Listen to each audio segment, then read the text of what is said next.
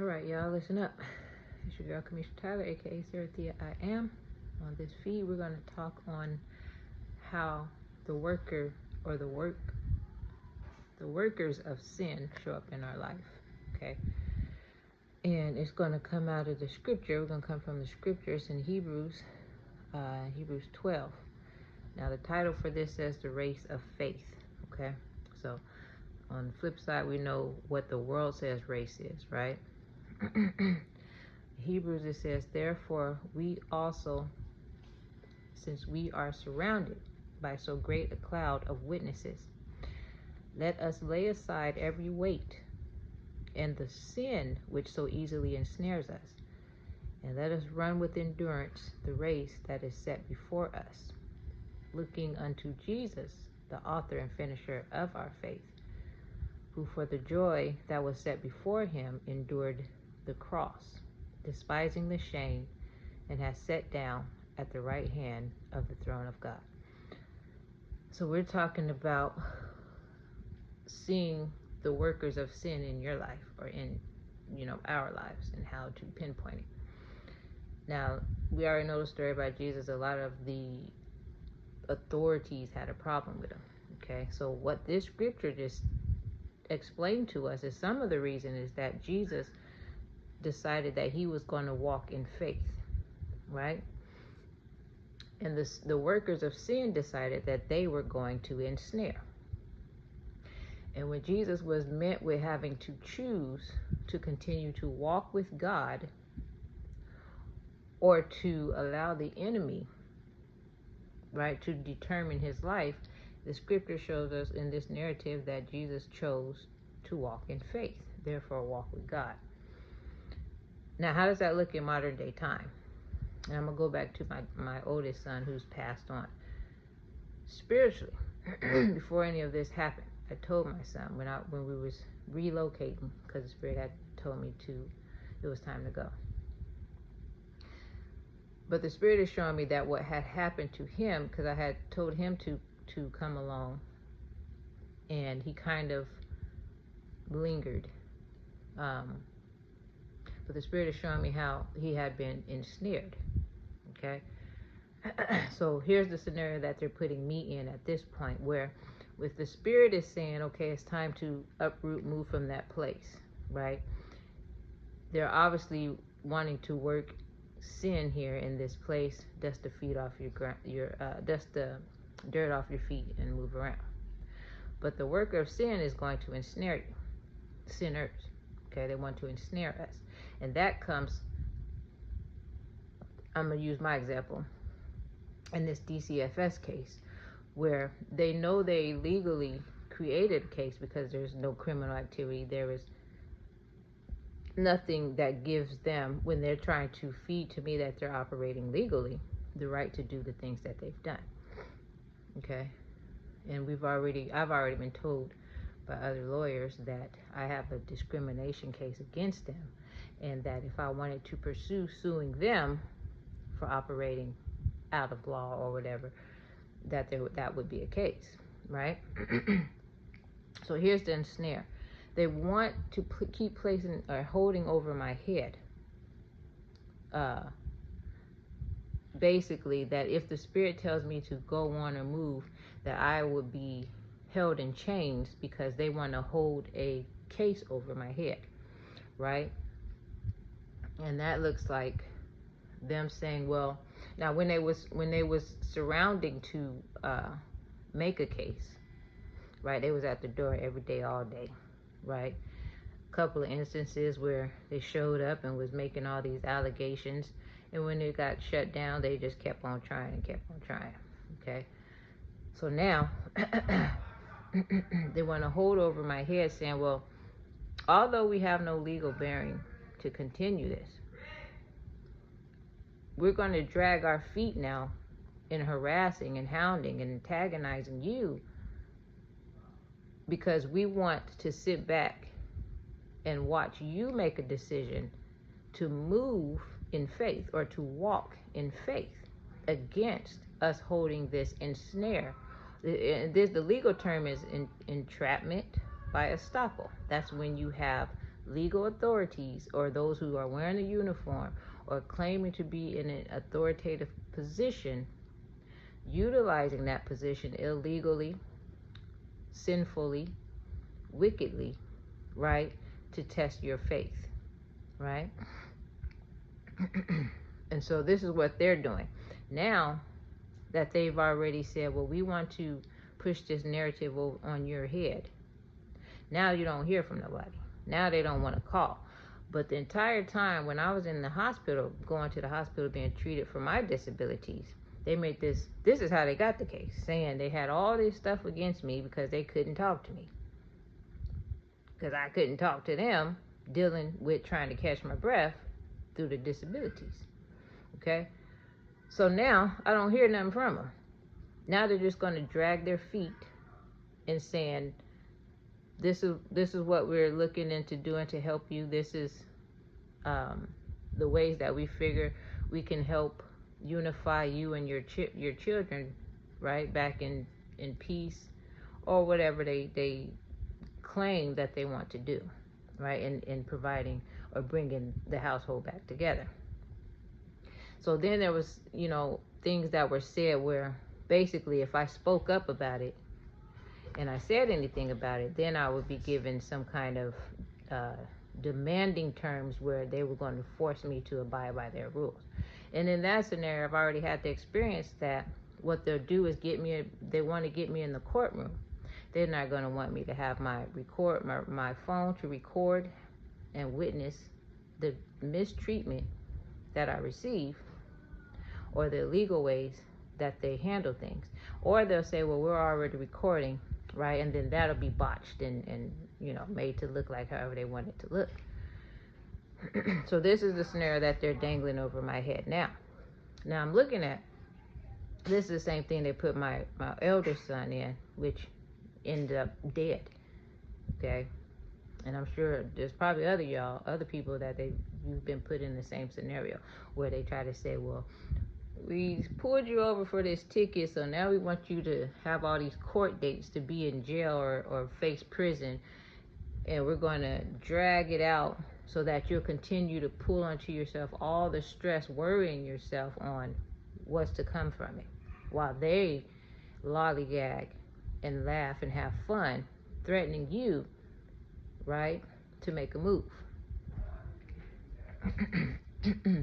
And I had this conversation today with this lady, and it's almost eerie how the spirit can use things that people say and uncover the lie, the deception, or the true motive behind what is spoken.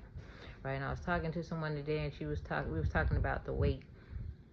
She was saying how basically she felt like she had on a few extra pounds, and trying to almost dogging herself, downing herself about it, but then I replied, well, you can give it to me, right?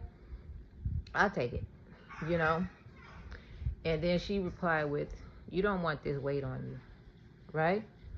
And it was, the spirit started using that conversation and just showing me when she spoke, you don't want this weight on you, right? The spirit was able to show the weight of what this case or the scenario or the motive of what they're doing illegally is trying to manifest in my life, what the enemy is trying to manifest into my life and into my faith walk. Weight on me, right? And that's how he showed me in Hebrews. It says, lay aside every weight and the sin which so easily ensnares us, right? So these workers, God is saying that these people, it's so easy for them to operate in their wicked, right? And to ensnare you of their wicked ways, of their lies and their deception and deceiving the people, playing in the court, whom they're trying to convince you is the superior or supreme entity that we're to abide by, that's ran by these people, right? And so me even just talking about it still leaves to reveal what's going to come out of it, because the spirit had already showed me the underhanded threat of, if you speak about this, we're going to go ahead and move forward in further trying to ensnare you. So we're going to take the case. We're going to keep moving it forward. We're going to perhaps topple all this lies and stuff onto you. And we're going to say about you what it is that we want to say about you. But the scripture is saying that Jesus, right, he said that he continued to endure the race, right? He continued to follow the leading of where God was leading him. And it said the author and finisher of our faith, right? So here's the sad reality, is that I'm being shown that they've done it before, and they've done it over and over in my family, right? And these are setbacks where they're basically saying, well, once we decide that we're going to lie on you, you're going to sit under those chains. And if you choose to follow the ways of God or the ways of righteousness or righteous leading, we're going to come after you, right? If you sit and wait for us to tell you something, we're going to come after you. We're going to ensnare you. Okay? So here's the scenario. When you say you trust or you believe in God or you're going to operate in faith of things, the real reality of it all is he already says that there are evil, mentally leprous, the real sick ones that abide in this world with us, right? And unfortunately, somehow these people were positioned in places of authority, right? And I'm talking about authority in the means or the mindset of the masses, where they say, we have the means to place your picture on the news and tell whatever narrative about you we decide to tell, where the masses will believe our report, opposed to when the scripture says, whose report shall you believe, right? So here's the scenario. I can either, at this point, because I'm speaking about it, Spirit's leading me to speak on it. And because of that, I can look at it as, okay, so now it's their move in this game of chess to decide, are we going to now use all force and authority to try to hanker her down under our submission, right? And the truth of the matter is, if they do, you've already been given the information that all these things that they're saying is illegal. The way that they operate it is illegal, right? Or they can take their way of righteousness and say, you know what? Here's the scenario. Under the facts of what we're calling law that we abide by, we have no legal case. We know that. But the truth is, we try to set something in place that was lies, because we wanted to put her in this position of finding out, will she continue to walk in faith, right? After the threats, will she continue to speak what thus saith the Lord, right? And after taking away any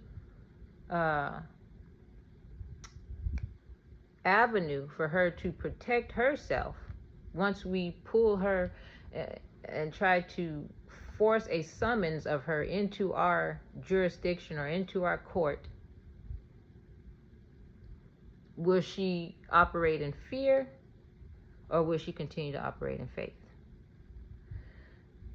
So that's where we're at in this game that they're trying to play now, in trying to turn my children, or say, I don't even know what they're trying to say, really. I think they're going to make it up as we go, because she was so adamant about saying all this stuff when she wanted the power in her hands, right? Or he wanted the powers in his hand, and he was using the pawns to come into my presence to do it. And now, when the scenario is where it is, where they feel like, okay, now we've entrapped her, now nobody wants to say anything. Now nobody wants to call. which I'm not complaining, because it's all going to throw up all my anxiety and stress anyway, right? Then we're going to be back in the same scenario. So why are you guys, you workers of sin, right? First of all, you'll have to determine what would be the sin, right? Because I heard someone say, well, sin is saying that you missed the mark. And then, a Caucasian European girl was saying, no, sin is,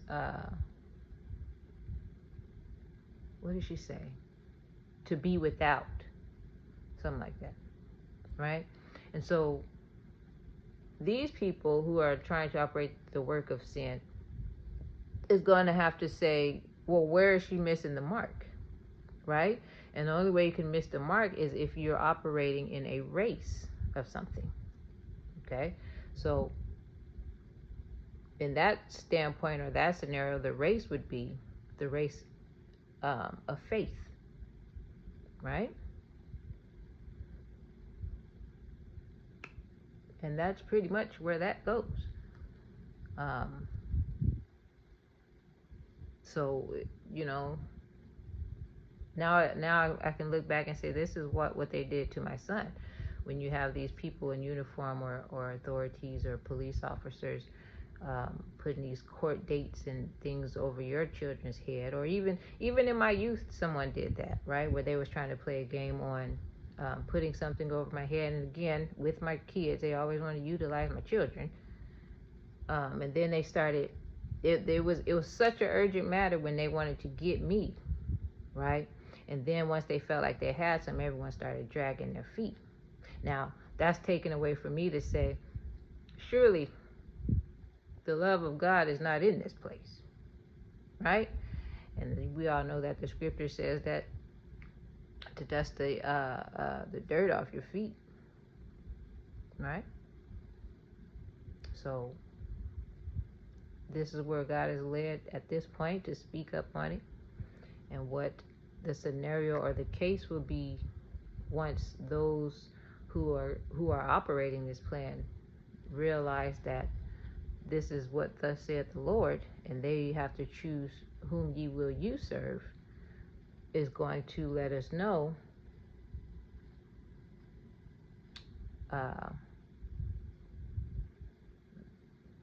what the power of God really looks like over the devil, over Satan and his work, over lies and deception. Okay, so on that note, I hope y'all enjoy your day, and we'll talk soon.